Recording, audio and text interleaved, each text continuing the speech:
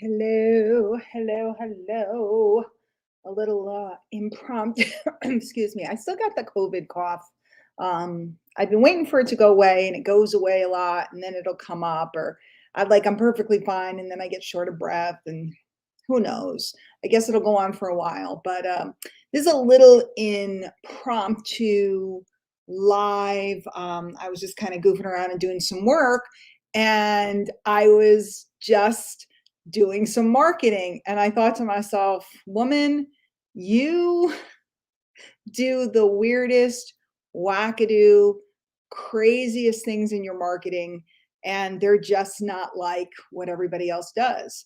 Um, I was going through my inbox in my email, and I was looking at all the letters that I get from all the marketers out there, because I'm on a lot of lists. I admit I like to observe and spy on people, and I watch all the stuff. And I happen to go over to one marketer's YouTube channel, and the output of content that they're doing and the amount of work that they're doing. I mean, granted, they're getting some crazy results, but for the average person, and I like to think of myself as one of those people because I started just wanting to make a little extra money. For the average person, that amount of work, that amount of staff, that amount of responsibility is just not what they're looking for. And if you are looking for that, definitely go to those big ticket masterminds, definitely go to that stuff, because there's people out there that teach and train that. But what I find is a lot of people,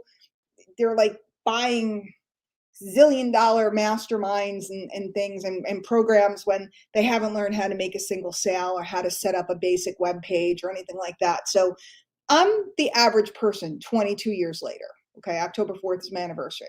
I'm the average person. I was the average mom. I had the average kitchen table that I used to sit at and do work at. Now I'm fancy. I have my own desk. Someday I'll take a picture of my desk so you guys can see it. When I moved, I bought myself a nice wood, beautiful desk. But I mean, I've sat at folding tables, kitchen tables, backyard, tables so I could watch the kids on the swing set. I've sat on the couch. I've sat in my kids' rooms and worked while they were not feeling well, and I wanted to observe them. Um, I'm the average person made good, 22 years later. My marketing is weird.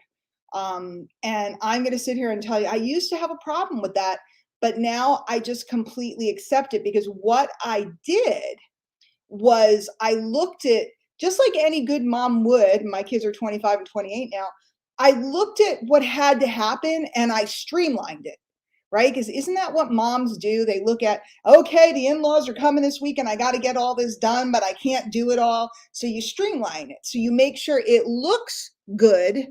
But the reality is in the closet, and you pray your mother-in-law doesn't go in the closet, right? You pray that she doesn't go in the garage. You pray that it doesn't get revealed that behind the scenes, it's not maybe as perfect as it could be. And if I were somebody who had aspirations of, being, like right now, the big hot thing is everybody's trying to convince you that you need PR so that you can appear in famous magazines, right? And you got to pay all this money to get PR, so that your name, so that you got to get a photo shoot, you got to get all this other stuff, pay all this money to get PR for what? And then we say as seen in, whatever magazine. For what? If you're a network marketer, if you're a small home business marketer, if you're a affiliate marketer, which I mostly am these days, we don't need any of that. We just need to get to the punchline of getting people in front of offers. So that starts with, first you got to figure out, what's my offer, which I find like really fascinating, because a lot of people don't know. When I started, my offer was simple. I was selling diet pills. Okay, that's what I was selling. They were $32 a bottle. I got to keep 16 when I sold them. $32 plus tax, shipment, and handling. And I had a simple one-page little flyer that told people how to take it. You take 2 of these and 1 of these twice a day, around 10 and around 3. Adjust based upon your schedule. Make sure you drink a lot of water. That was my offer. It was plain as day. That was my offer. And it didn't get more sophisticated until later. okay, much later. And it's still not very sophisticated, right? So when somebody bought the diet pills and they liked the diet pills, I say, hey, great, do you want to go faster? And I'd show them the shake mix and the stuff to help your cellulite and the stuff to help this. And I'd show them the package. Packages ran from $99 to $200. I do a little presentation. I'd show them the $200 package. And I'd say, hey, but if that's out of your budget, no problem. And I would take away the pieces that they would lose if they downgraded. And I would just show them the options until it was basically this one, or this one, vanilla, chocolate, or strawberry. What would you like? And generally speaking, almost everybody upgraded into whatever fit them. I didn't press them. I didn't push them. I just showed them the whole thing and then showed them what you take away. No problem. We can, here's the whole thing. Hey, no problem. If that's not in your budget, we'll take away the nighttime appetite control product and we'll take away the product that you lose cellulite with. And they would go, wait a minute, I need those. And they would buy the bigger package. Now you're making $100. So you went from $16 to making $100. Then you would introduce the person to auto ship, which in my company was optional. And then you would introduce people to the opportunity and potentially they would decide to get on board and they would place an inventory order back then because we didn't have drop shipping the way we do today. And that was the offer, right? Most of you have a very simple offer. It's just that you're listening to so much stuff, you're getting really confused about what the offer is. And then we have other folks, especially if you follow me, you might have gotten into attraction marketing. And a lot of times we lead with something business-based up front, but that's almost always a simple product. Like right now I'm leading with a $47, $48 product, whatever it is, $50. That's what I'm leading with, okay? And then when the person purchases that, they come into an environment where they're exposed to other things that they might like to buy.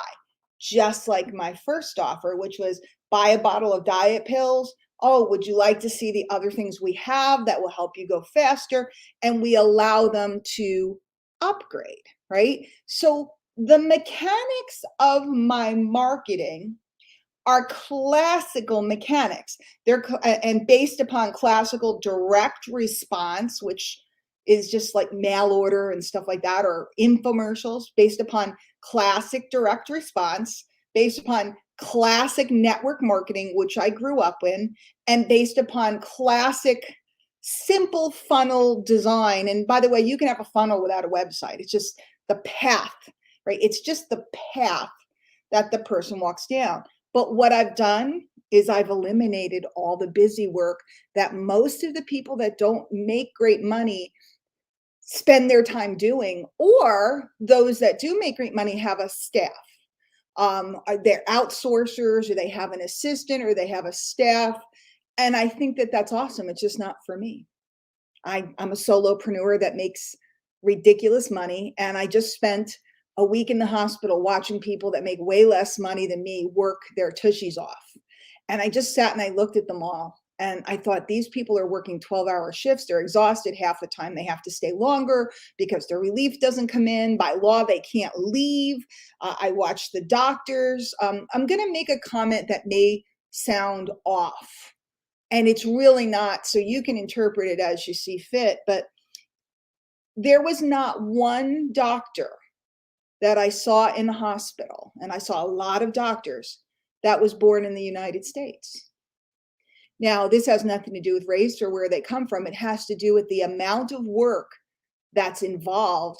And when you come from a country that's less prosperous, becoming a physician here is a wonderful opportunity. But the average person in the States is deciding not to become a doctor because everything has changed so much. Now, I don't know that that's true. I haven't researched it. Maybe it's this particular hospital because I was in an urban area. Maybe, maybe my observation is incorrect. But what I'm saying to you is that people walk away from opportunity when the work is too much and too busy because it doesn't feel like opportunity anymore. The beauty of traditional network marketing was that it was fun, simple, and magical, as my friend Mark Hughes said. Yolanda just said she's from Guadalajara, Mexico. And it's interesting, Yolanda, before I got into the field, hello, Melissa, I worked in a steel factory here in Connecticut. I had left my job in education and I picked up a teaching English translation gig at a steel factory because most of the employees were from Michoacan, Mexico. And it was really interesting because the factory paid considerably well. It was very hard work, paid well. They could not find employees in the States. They could not find employees. And so they brought over, some guys, and then they brought their cousins and families. And it was a beautiful community. I spent a lot of time with them. I went to, the christenings, and we made tamales, and wonderful, wonderful people. But it was interesting because a lot of times people go, nobody wants to work, and, or those people are taking our jobs. And in the meantime, nobody wants to do what's required. Now, here's what's interesting. And again, y'all can sit and interpret what I say and think I said something that I didn't. If we know that most people don't want to work that hard because, let's face it, we're decades into being just a little bit entitled around here.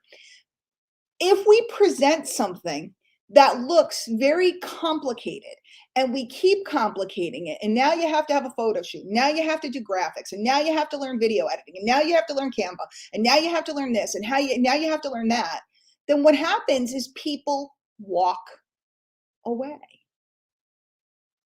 That's why my marketing is weird, because my marketing, I could teach somebody my whole marketing sequence, everything I do in a day.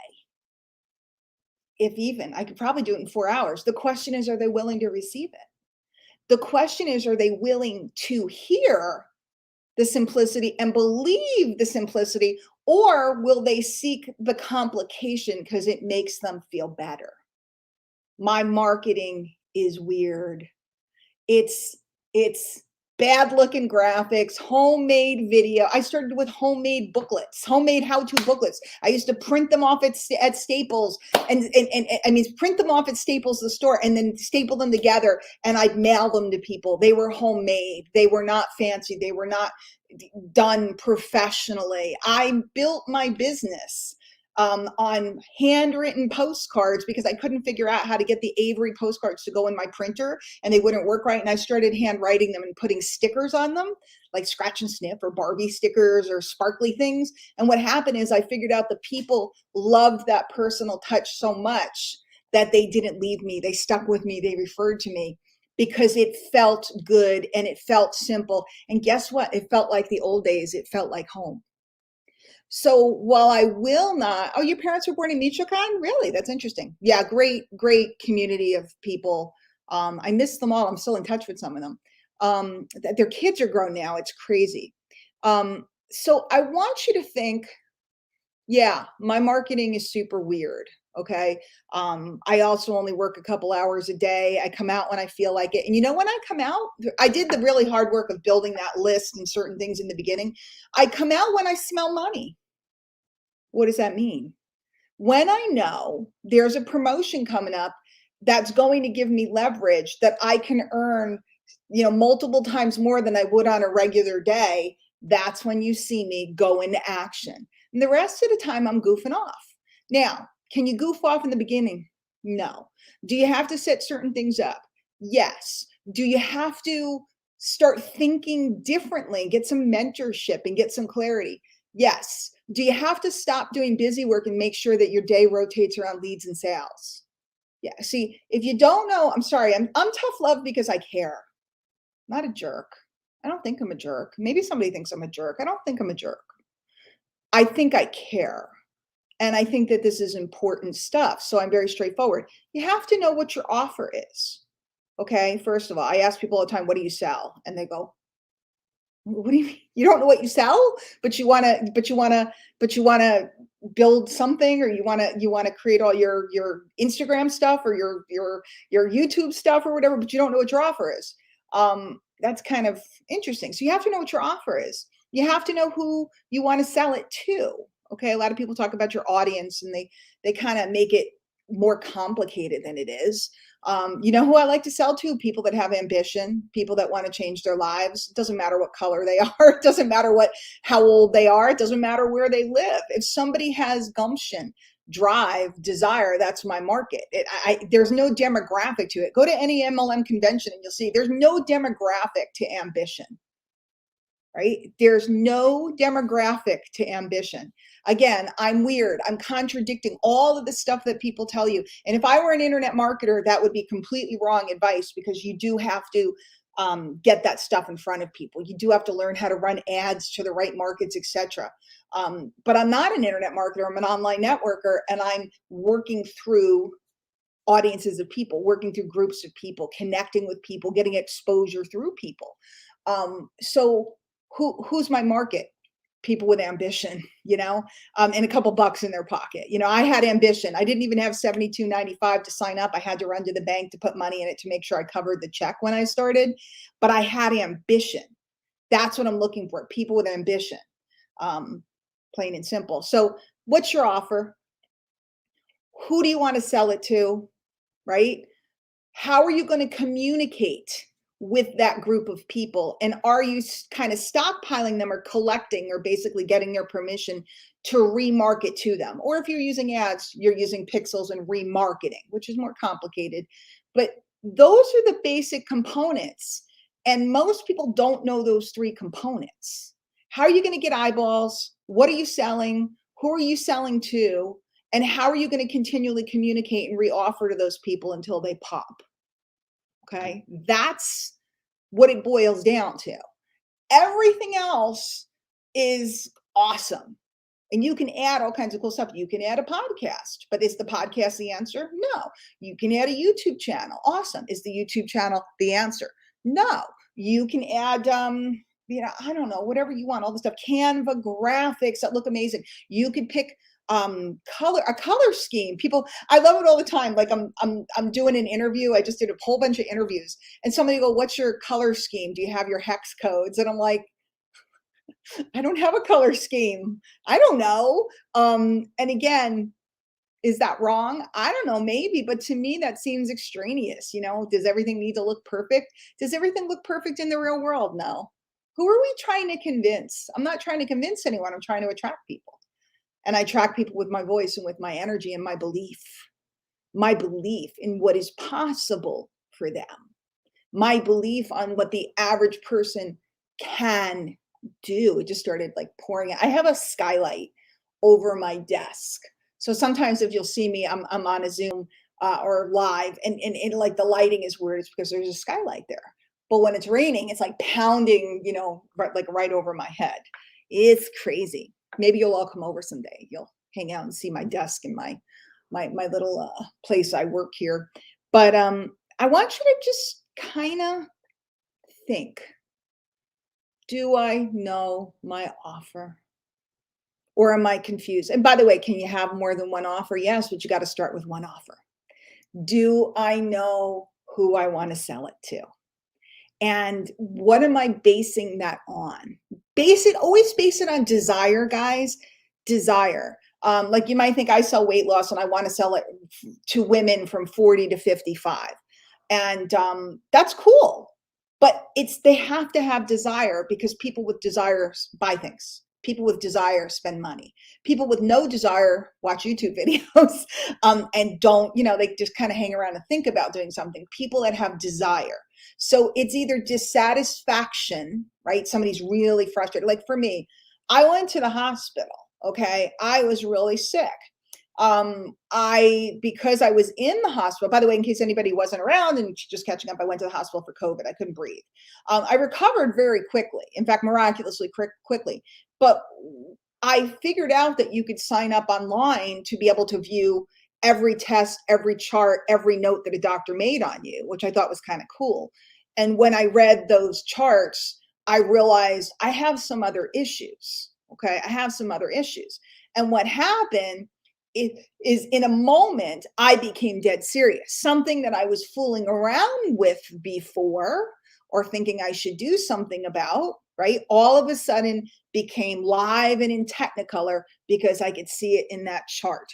And what happened is my motivation and my drive to make change changed. Like in a minute, it changed. And now it's interesting because I'm doing things I wouldn't do before, and it's not a struggle anymore, because all of a sudden I have motivation. Okay, motivation. So when you have somebody that just found out they're about to be laid off, they have different motivation than somebody who's thinking about starting a home business, right? Different motivation. When you have somebody who just found out their kid got into Harvard and they got a partial scholarship, but they need to pay the rest, and they obviously they want their kid to go to Harvard or Yale or wherever, Cornell. My sister went to Cornell.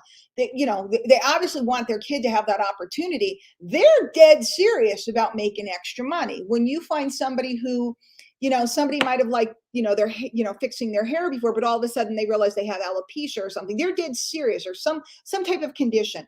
We're looking for people that have drive and motivation or dissatisfaction. Now you're done at work. You walk out on Friday afternoon and say, I can't go back to that place. That's that person, that drive. And if you don't, so we're looking for, what's my offer? Who do I want to sell it to? And then what's my plan to get in front of them? And what is my plan to stay in contact with them?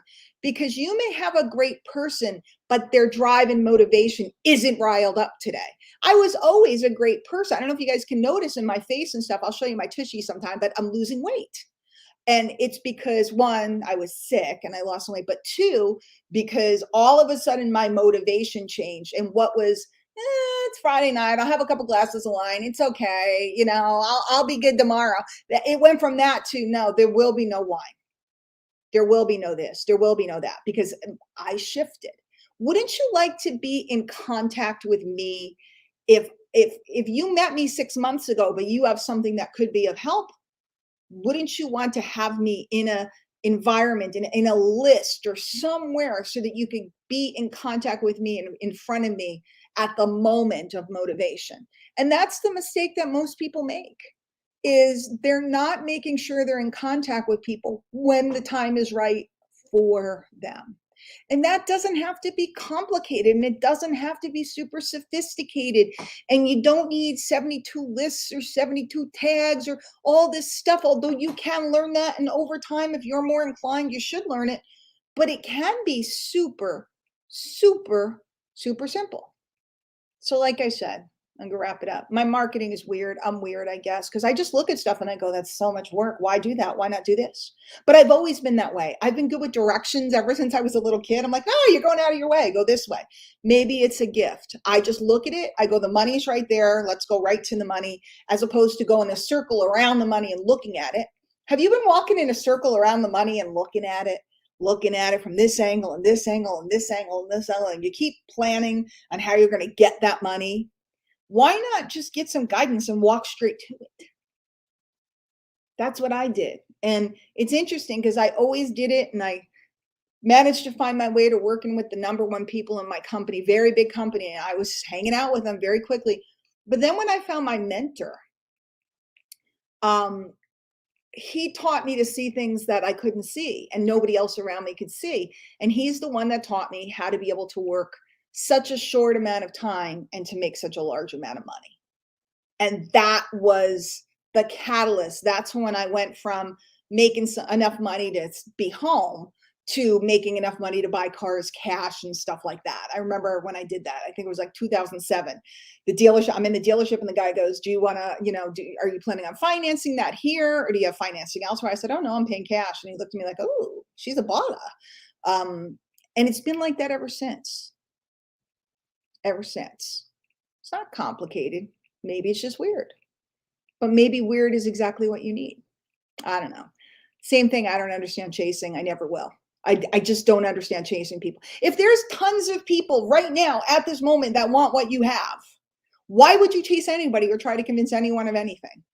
Ours is the best kind, the best whatever, best goop to rub on your face. Okay. Okay. Anyway, I'm rambling. I like weird too, Dina. Dina, is Jada related to you, or does she just have the same last name? You've met her. Is she looks like you, kind of. She's very pretty. I think she's Egyptian too. You have to let me know if there's any relation.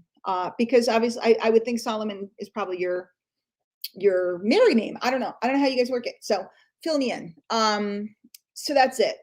You got to be able to put people in a system. You have to be able to talk to them regularly. Everybody knows I'm an email freak, and everybody starts and stops and starts and stops and starts and stops because they think that that's not going to be the most important thing.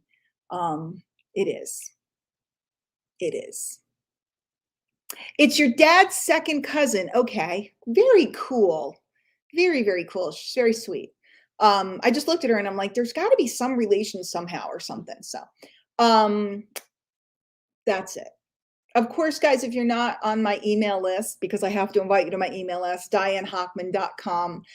For those of you that are on my list and you don't read it, I recommend you to at least scan it on a regular basis. There's a lot of people that I'm subscribed to. Some of them I read very closely. A lot of them I scan and I look to see if there's something hot that day. I was just doing, I'll give you one today. John Benson. He's a world famous copywriter, marketer. Don't go look him up. You don't need him. You got me. Start here and then work your way up. I'll tell you who's good, but he's somebody I'm on his list. I purchased a product from him, which I haven't used to this day. But it's not that it's not good. It's just that I haven't used it. And he's maybe the best copywriter in the world, one of them. And I get 3 letters a day from him because that's what good email marketers do in that space. And I always, there she is. I always just scan his letters in case there's something important in there. It's worth scanning my letters. And you may go, she's telling another story, or she's kooky, or she's weird. But sometimes I say something that could tilt your world. And sometimes I write one of my epic letters that lays out so much. And the people who know me know if I post on Facebook, I just sent out an epic letter. They know to run, don't walk to your inbox. So am I full of myself? No. I'm sure of myself after 22 years and what I've been able to accomplish and watching what's come and gone, or the level of work that most other people are doing to earn maybe the same amount of money as me. Maybe they're even earning more than me. But the amount of work they're doing, I mean, could I earn more? Of course I could if I sat and worked even 8 hours a day. I choose not to, because once I figured out how to take care of the kids and stuff, I just turned my eyes to lifestyle with no baloney. My lifestyle is not lifestyle of the rich and famous. I'm not riding around on a yacht. I have been on yachts. I have been in Rolls Royces. I have no interest in owning them. I just want to have fun. So anyway, I'm going to go. If anybody needs anything, you can always reach me right here on Facebook or Diane Hockman at Gmail or wherever. That's it. Everybody have a wonderful day and think about those things. What's my offer? Do I know what it is? Do I know what it is cold? If somebody asks me, what do I sell? Can I tell? Okay. And don't get overcomplicated with this. Well, I do this and I have 2 separate businesses. You have 1 business. That's another message for another day. Who am I selling it to? Who are the most of the time the people that I'm looking for? Some of you, it does make sense to have an age or a geographic or whatever. In my case, because it's training and mostly software and things, it's for people with desire, people with ambition, people who have businesses. What's your plan to get in front of them? And what's your plan to continually communicate with them? That's what you need to know. And you need to know it like that. And if you're thinking about anything else or working on anything else, you're barking up the wrong tree. Okay, kids, everybody have a wonderful day. I'll see you all around the neighborhood. Take care.